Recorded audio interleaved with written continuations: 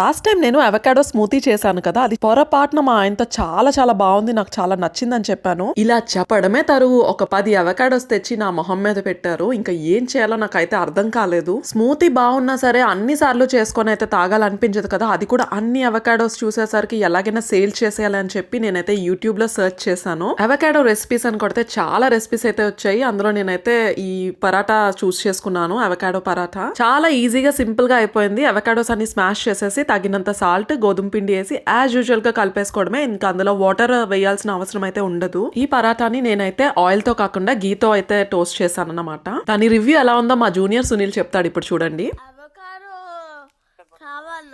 Avocado చపాతీయా బాగుందా దిశమా? White ఇది వద్దు, ఇంకా బాగాలేదు, అది ఇది టేస్టీగా ఉంది. నేనైతే ఇదే మొదటిసారి తినడం. టేస్ట్ అయితే నిజంగా చాలా బాగుంది.